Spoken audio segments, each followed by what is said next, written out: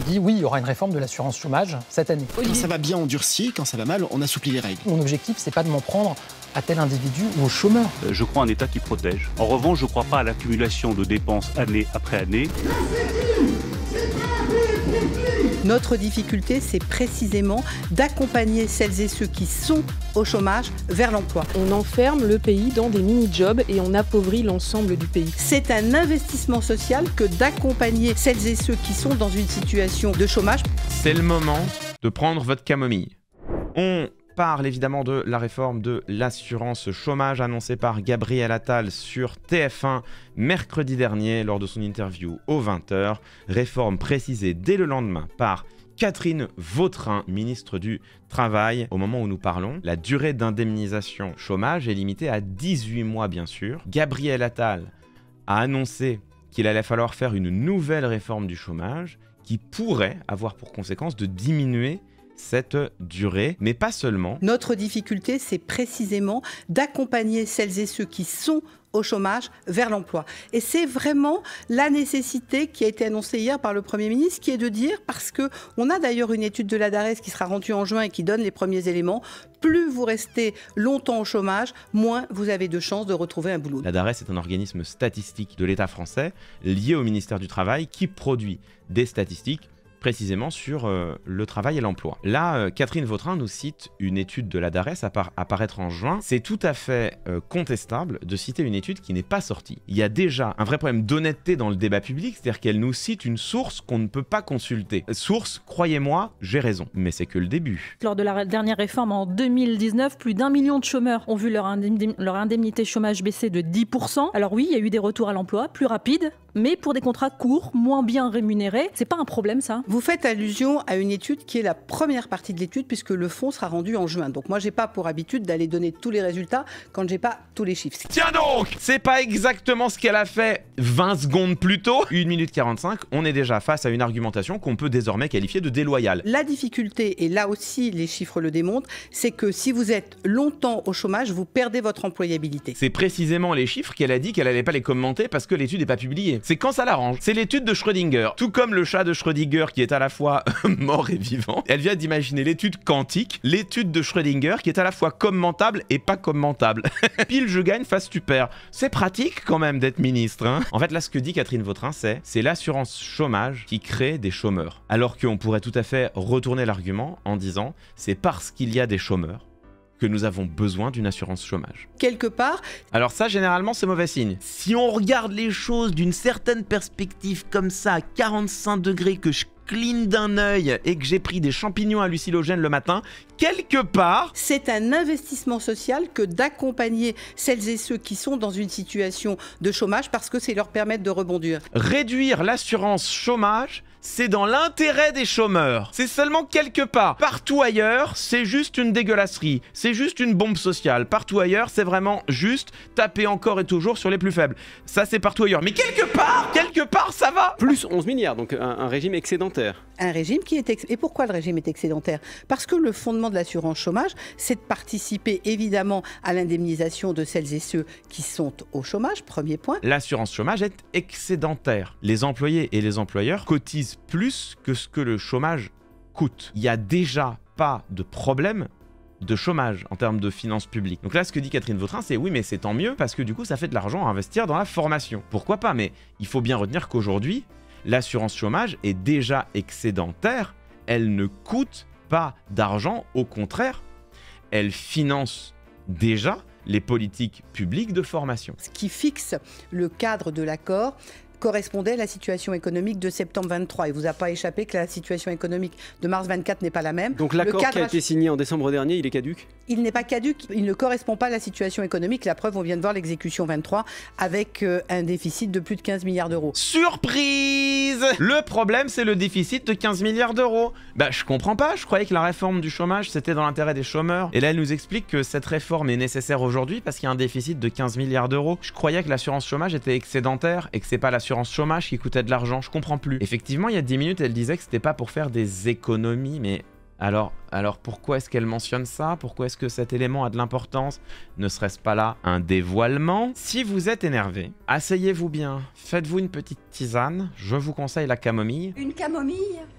Parce qu'il y a pire. Dans l'argument de Catherine Vautrin, la prémisse non exprimée, en rhétorique, une prémisse, c'est la base d'un raisonnement. C'est l'une des briques sur lesquelles tu te fondes pour établir ton raisonnement. Et il y a des prémisses qui ne sont pas exprimées. Quand Catherine Vautrin dit « plus les gens restent au chômage », moins ils retrouvent un emploi, donc on va réduire la durée d'indemnisation chômage pour que les gens retrouvent plus facilement un emploi. Il y a une prémisse non exprimée qui est la suivante, les gens se complaisent au chômage. Et donc, en réduisant leur durée d'indemnisation, ou en compliquant leur accès au chômage, on va les empêcher de s'éloigner d'eux-mêmes de l'emploi. Alors c'est le moment de commencer à plonger dans la malice. On est sur France Info, bien sûr, on est en août 2018. Une étude de Pôle emploi relance le débat sur l'efficacité du contrôle des chômeurs. 8% des chômeurs indemnisés ne rechercheraient pas activement un travail. Je renverse évidemment ce chapeau. 92% des chômeurs indemnisables recherche réellement un emploi. Deuxième élément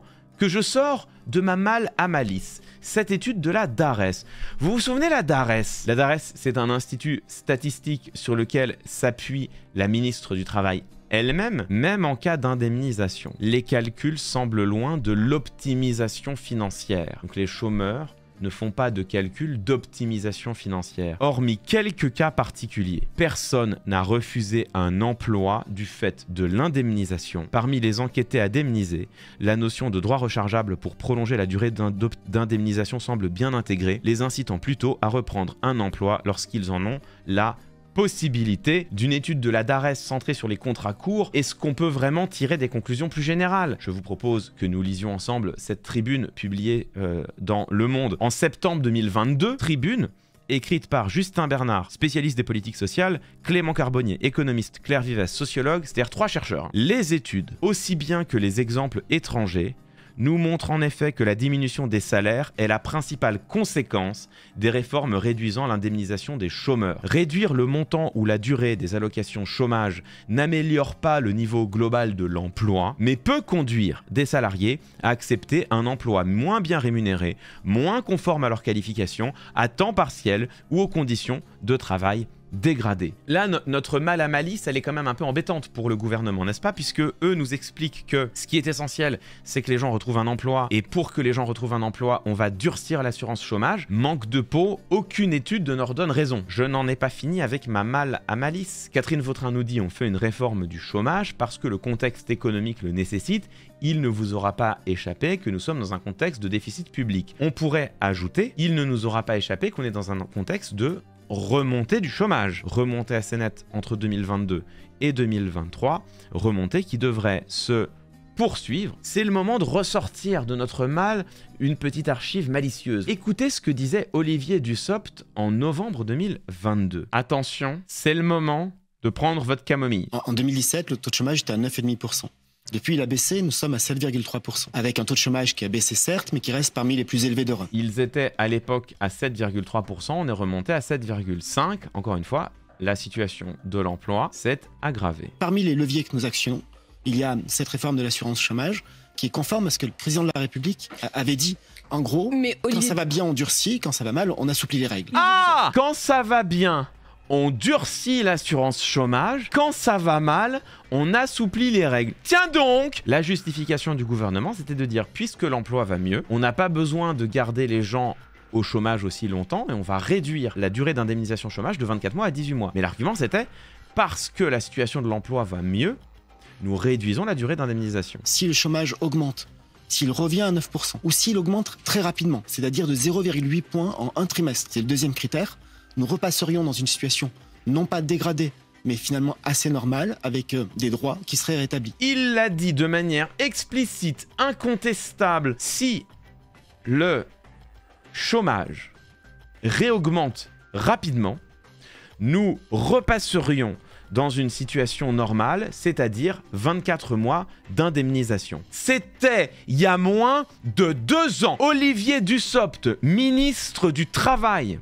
nous dit, c'est vrai, je réduis l'assurance chômage, mais c'est parce que l'emploi va bien. Si l'emploi va moins bien, on rétablira les droits des chômeurs, on reviendra vers 24 mois. Moins de 2 ans plus tard, Catherine Vautrin, la successeur d'Olivier Dussopt, ministre du Travail, nous dit exactement le contraire. Puisque la situation de l'emploi va moins bien, nous diminuons les droits des travailleurs, les droits des chômeurs. C'est un mensonge d'État. Le gouvernement nous dit, puisque les conditions économiques se dégradent, nous allons réformer l'assurance chômage pour que plus de chômeurs prennent un emploi. C'est contraire aux promesses qu'ils avaient faites. De surcroît, l'argument qui consiste à dire si nous durcissons les conditions de l'assurance chômage, nous amènerons plus de gens dans l'emploi, cet argument est faux. La DARES et France Travail, des instituts officiels ainsi que la recherche en sciences sociales montrent que dans leur immense majorité, dans leur quasi-totalité même, les chercheurs indemnisés recherchent activement un emploi. Donc cet argument-là qui est de dire si nous contraignons l'assurance chômage, nous aurons moins de chômeurs, cet argument n'est pas vrai. Tout ce que nous aurons, c'est une pression à la baisse sur les salaires, une pression à la baisse sur les conditions de travail, des chômeurs qui accepteront parce qu'ils n'auront d'autre choix de prendre des emplois mal payés, des emplois dans des conditions de travail insupportables. Les chômeurs qui, eux, ne trouveront pas de travail, ils seront plongés plus vite dans la précarité. Enfin, on nous dit qu'il y a des centaines de milliers d'offres d'emploi non pourvues. C'est beaucoup plus compliqué que ça. Sur les offres d'emploi vacants, il n'y a que la moitié d'entre elles qui sont de véritables offres d'emploi qui ne trouvent pas preneur. Le fait de dire des centaines de milliers d'offres d'emploi non pourvues, c'est des centaines de milliers de chômeurs qui ne cherchent pas d'emploi, ça n'est pas vrai, c'est un mensonge pur et simple, c'est une simplification de la réalité du marché du travail. Et quand bien même 3 millions de chômeurs pour grand max 200 000 offres d'emploi non pourvues, quand bien même on pourrait se contenter de faire un croisement en disant allez hop, les chômeurs au boulot, il te reste 2 800 000 personnes dont tu viens de durcir les conditions d'accès au chômage, que tu vas plonger plus vite dans la précarité, le tout alors que l'assurance chômage est aujourd'hui bénéficiaire, le chômage ne creuse pas le déficit public. La seule conclusion qu'il est possible de tirer de tout cela, c'est que le gouvernement cherche à faire des économies sur le dos des chômeurs, c'est-à-dire les plus fragiles et précaires d'entre nous. De la même manière que Bruno Le Maire cherche à faire des économies sur le dos de l'assurance maladie, c'est-à-dire sur le dos des malades, voilà, encore une fois, la direction dans laquelle est tendue l'action gouvernementale. Ce qu'affirmait finalement Bruno Le Maire, je veux en finir avec l'État-providence. Vous voyez maintenant les conséquences pratiques de cette phrase. Les malades, démerdez-vous. Les chômeurs, démerdez-vous. Quant aux plus riches,